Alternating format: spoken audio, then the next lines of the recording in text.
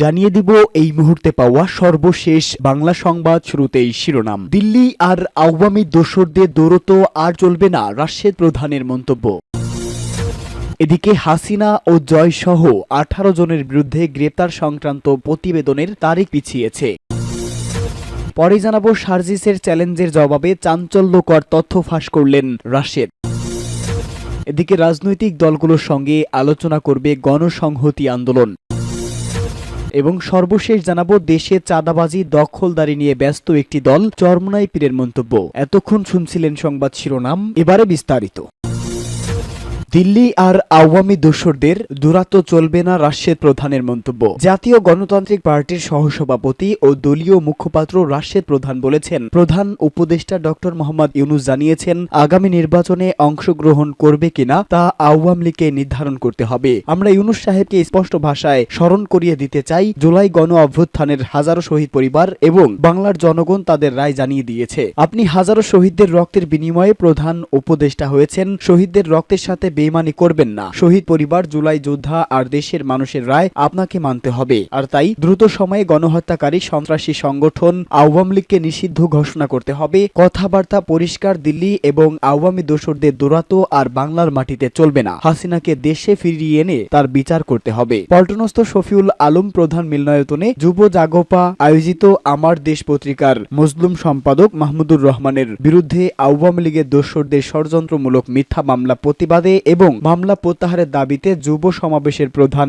অতিথির বক্তব্যে তিনি এসব কথা বলেন। রাশেদ প্রধান বলেন, শেখ হাসিনাকে ফ্যাসিস্ট আখ্যা দানকারী মাহমুদুর রহমান এবং আমাদের নেতা শফিউল আলম প্রধান একসাথে ভারতীয় আধিপত্যবাদ এবং শেখ হাসিনার বিরুদ্ধে লড়াই করেছিলেন। সত্য পথের পথিক মাহমুদুর রহমানের উপর শেখ হাসিনার মামলা, হামলা, অত্যাচার এবং আমার দেশ পত্রিকা বন্ধ করে দেওয়ার ইতিহাস আমরা ভুলি নাই। মাহমুদুর রহমান এবং আমার দেশ পত্রিকার সাংবাদিকদের নামে আওয়ামী দোসর এবং দেশের অর্থ পাচারকারী মেঘনা গ্রুপের ষড়যন্ত্রমূলক মিথ্যা মামলা আমরা মেনে নেব না। দ্রুততম সময়ের মধ্যে মামলা প্রত্যাহার করতে হবে, নতুবা আন্দোলন গড়ে তোলা হবে। হাসিনা ও জয় সহ 18 জনের বিরুদ্ধে গ্রেপ্তার সংক্রান্ত প্রতিবেদনের তারিখ পিছিয়েছে। রাজুকের পূর্বাচল নতুন শহর প্রকল্পে অনিয়ম দুর্নীতির মাধ্যমে প্লট বরাদ্দ নেওয়ার অভিযোগে ক্ষমতাচ্যুত প্রধানমন্ত্রী শেখ হাসিনা ও তার ছেলে সজীব ওয়াজেদ জয় সহ 18 জনের বিরুদ্ধে গ্রেপ্তার সংক্রান্ত প্রতিবেদন জমার তারিখ পিছিয়েছে। ঢাকার মেট্রোপলিটন সিনিয়র স্পেশাল জজ জাকির হোসেন গালিবের আদালত আগামী 12 মে প্রতিবেদন জমার দিন ধার্য করেছে। এর আগে গত 15 এপ্রিল তাদের বিরুদ্ধে গ্রেপ্তারি পরোয়ানা জারি করেন আদালত। দুদক প্রসিকিউটর মীর আহমেদ আলী সালাম এসব তথ্য জানিয়েছে। গ্রেপ্তারি পরোয়ানা জারি হওয়া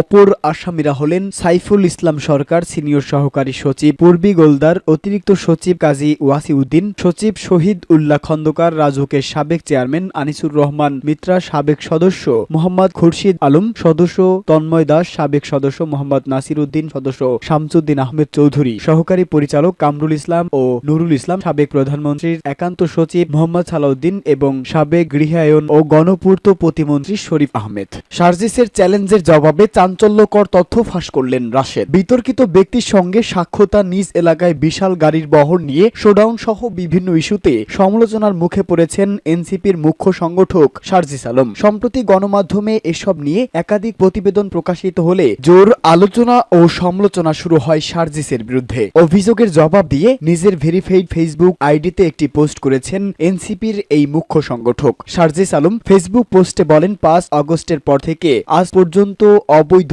এক টাকাও স্পর্শ করেনি, অর্থনৈতিক কোনো সুপারিশকে প্রশ্রয় দেয়নি। এটা আমার কাছে অভ্যুত্থানের রক্তের কমিটমেন্ট, আমার নিজের সঙ্গে নিজের কমিটমেন্ট। তিনি বলেন, কয়েকদিন আগে সোশ্যাল মিডিয়ায় আমার বিরুদ্ধে বেশ কিছু অপপ্রচার, মন গড়া তথ্য, ভিত্তিহীন অভিযোগ চোখে পড়েছে। শুধু একটি ক্ষেত্রে কমেন্ট রিপ্লাই করেছি, বাকিগুলো এড়িয়ে গিয়েছি। যে অভিযোগগুলোর সঙ্গে দূর দূরান্তেও আমি আমার কোনো সম্পর্ক খুঁজে পাইনি, সেগুলোর ক্ষেত্রে নিজের অবস্থান পরিষ্কার করা কিভাবে সম্ভব? বরং পেছনে লেগে থাকা শত শত প্রোপাগান্ডা মেশিনের দিকে মনোযোগ না দিয়ে কাজকে প্রাধান্য দেওয়া ট্রাই মনে করি। সর্বশেষ 8-9 মাসের এই প্রকল্প সময়ে এত প্রতিপক্ষ বানিয়ে ফেলেছি যে এমন প্রোপাগান্ডা স্বাভাবিকভাবেই এখন ফেস করতে হবে এবং সামনের দিনে এর সংখ্যা আরো বৃদ্ধি পাবে, এটাই স্বাভাবিক। ওই পোস্টের একদিন পর শারজিসদের পোস্টের জবাব দিয়েছে রাশেদ খান। নিজের ফেসবুক আইডিতে দেওয়া এক পোস্টে তিনি বলেন, কয়েকদিন আগে শারজিস আলম আমাকে কল করেন। 1 ঘন্টার অধিক সময় মোবাইলে তার সঙ্গে কথোপকথন হয়। তিনি আমার কাছে আক্ষেপ প্রকাশ করেন, বিস্তারিত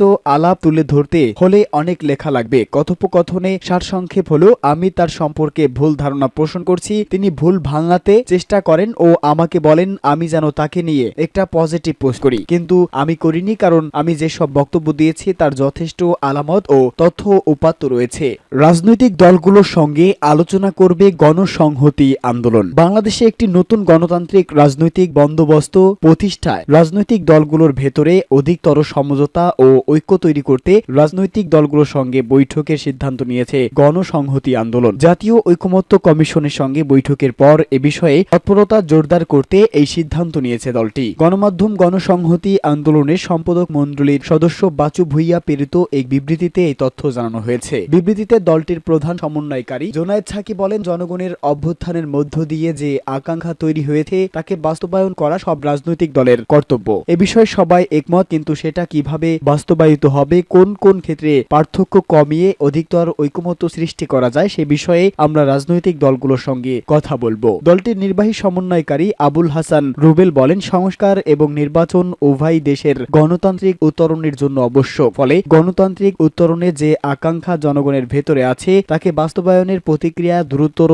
করতে আমরা শীঘ্রই অন্যান্য দলগুলোর সঙ্গে বসতে শুরু করব। বিবৃতিতে নেতারা আশা প্রকাশ করেন যে বর্তমান জাতীয় ঐক্য সৃষ্টির মাধ্যমে নতুন রাজনৈতিক বন্দোবস্তের ভেতর দিয়েই বাংলাদেশ রাষ্ট্রের গণতান্ত্রিক ও মানবিক রূপান্তর সম্ভব। দেশে চাঁদাবাজি দখলদারি নিয়ে ব্যস্ত একটি দল চরমনাই পীরের মন্তব্য। সুনির্দিষ্ট কোনো দলের নাম উল্লেখ না করে ইসলামী আন্দোলন বাংলাদেশের আমির ও চরমনাই পীর সৈয়দ মোহাম্মদ রেজাউল করিম বলেছেন, দেশের হিন্দুদের উপাসনালয় পাহারা দিয়েছি, কিন্তু একটি দল দেশে চাঁদাবাজি ও দখলদারি নিয়ে ব্যস্ত আছে। খাগড়াছড়ির রাঙ্গামাটি উপজেলার তবলছড়ি এলাকায় আয়োজিত এক পথসভায় তিনি একথা বলেন। মাটিরাঙ্গা উপজেলা ইসলামী আন্দোলন বাংলাদেশ এই পথসভার আয়োজন করেন। পথসভায় প্রধান অতিথির বক্তব্যে সৈয়দ রেজাউল করিম ইনসাফ ও ইসলামী মূল্যবোধ প্রতিষ্ঠার উপর গুরুত্ব আরোপ করে বলেন, বিগত সরকারের আমলে বাংলাদেশ চোরের দেশ হিসাবে বারবার পরিচিতি লাভ করেছে। ফ্যাসিস্ট আওয়ামী সরকার দেশের ছাত্র জনতাকে হত্যা করে ক্ষমতা দীর্ঘায়িত করার অপচেষ্টা করেছে। রাষ্ট্র পরিচালনার নামে শেখ হাসিনা দেশের হাজার হাজার কোটি টাকা পাচার করে দেশের